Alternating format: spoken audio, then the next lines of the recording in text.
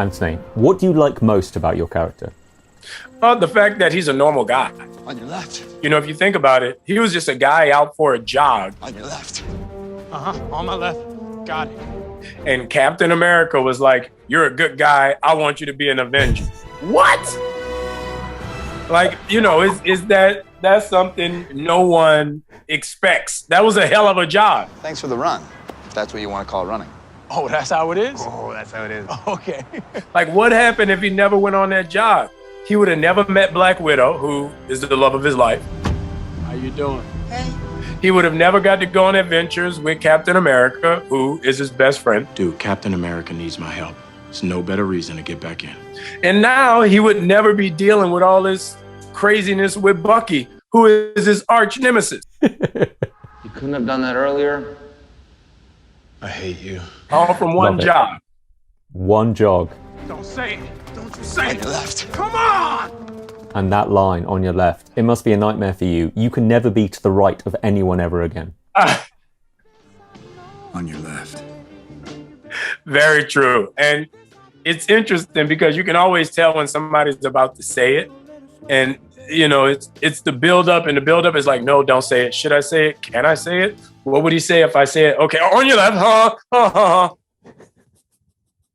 And it's never a girl. It's never a girl. It's always some 40-year-old dude. Yeah, I get it. If it was a pretty girl and she's like, on your left, you're like, yes, you are.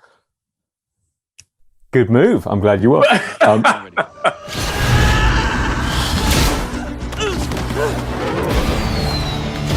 Let me say this to you. Would you say you might have the most uncomfortable costume in the MCU? When you're wired up, I mean. I think I have the costume with the most pieces. I have like 12 pieces to my costume. And it just goes on layer after layer after layer. And it can be a bit much, but actually I'm pretty comfortable with mine. It's just when I'm doing stunts, I usually rip through the crotch of my pants. There's this great bit in a blooper reel where you crash into the ground right in front of Robert Downey Jr. as Iron Man. Right. Great days. What would you say are your favorite Falcon moments on the big screen so far? And I do have suggestions if you'd like them. One of my favorite moments that made me go, holy shit, was in, I want to say it was Winter Soldier. Falcon, where are you now? Had to take a detour! When the Harriers are coming up.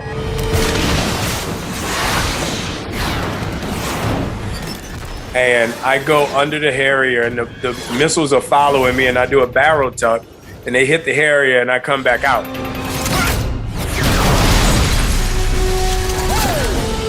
Oh, yeah! For me, that was the first moment. I was like, this is amazing, right? I'm in. And my second one, my all-time, This has to be subtle. got it, is this first sequence in episode 1. The first 10 minutes. That was the second time when I saw it, when I saw myself and I went, holy shit. So those two are probably my top moments. For me, I can't resist the moment where you say in Civil War, so you like cats? So you like cats? Sam, what?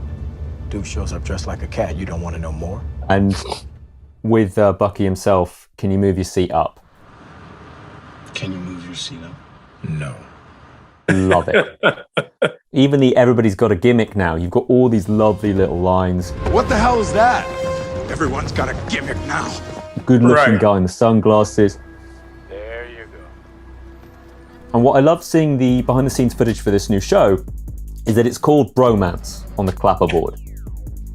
And I know you've been asked a million times about your friendship with Sebastian. So here's my tack. How would you describe him in 3 words? Boring, introverted. Great. I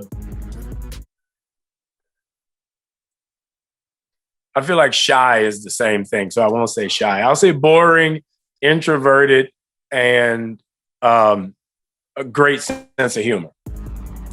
Love it. I'll But accept he's it. literally the most boring person I've ever met in my life.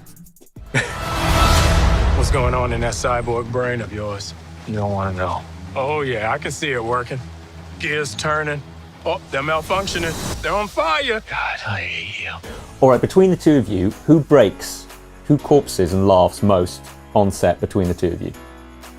Oh, I would say it's a 50-50 split. Like when we were on set, like there was one day when he was putting the arm on. You have a metal arm? That is awesome, dude. And you know, the process of putting that arm on is quite disgusting.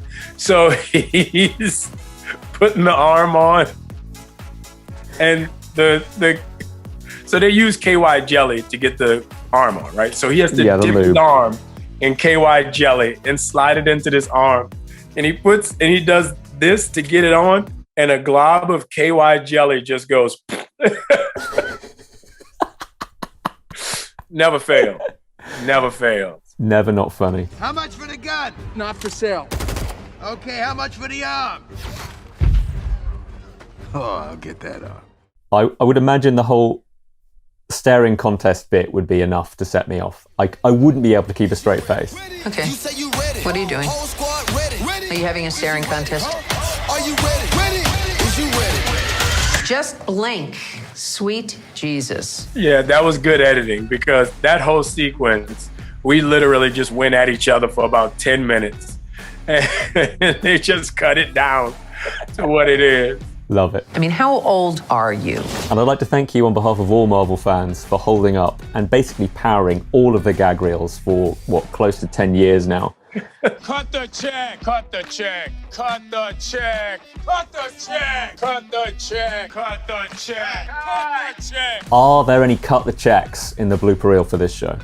We can do a whole episode that's just bloopers. Like we had a lot of fun on this show, dude. There were between, Sebastian, Daniel Bruhl, even like there was some stuff, Emily Van Camp did. It was just like, it was just comedic gold. And none of it made, because we're not doing a comedy. Like if we were doing Guardians of the Galaxy, all that shit would be in the movie.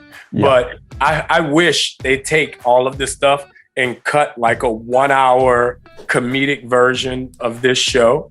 It would break the internet. Oh God, I now really, really want that. What mementos have you taken home over the course of the films and this TV show? Do you still have that poster of yourself as the Falcon up in your house? No, but I do. I've been trying to get, they're fighting me on it. I've been trying to get my wings because I'm like, the wings have changed every movie. So you should give me the old wings. Like the little pigeon ones, the little quail wings. That's what I'm saying. The little 3-foot ones like that. That's the ones I want. So I'm working on that. But our prop team, my man Russell and Travis, they are the angriest little dudes on earth. And they watch everything. It's impossible. Hey, Mitch, I want this jacket to be my wrap gift. Hey, Nate, do we own these shipping containers? I'd love one for a wrap gift. Well, what do fans say to you, though, typically when they see you on the street? We've already discussed on your left.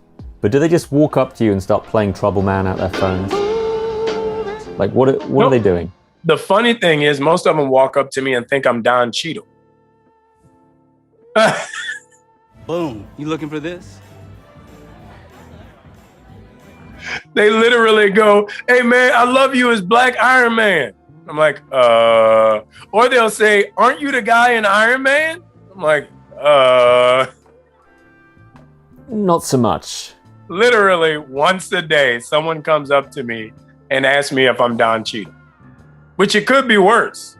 I love those bits in the bloopers where you say, "You want Wesley Snipes or Denzel?" Denzel. Done. Roll sound. Two very different things, man. Two very different things. Two very different things. I don't want to see the Wesley Snipes. All right, you want Ben Affleck or Keanu Reeves?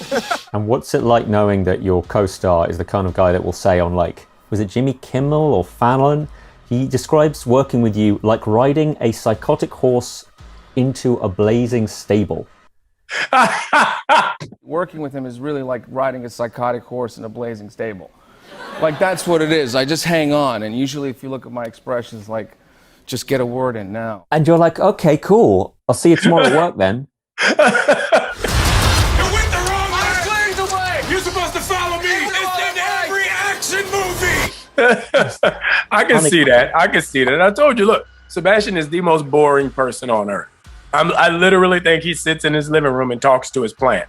There's nothing. I've sat outside of his room or in the lobby or outside the hotel waiting for him to come out so I can follow him and stalk him and see where he goes. I've never seen anything like it. He's a hermit. So of course he would think I'm a psychotic horse. Of course. He's the only dude.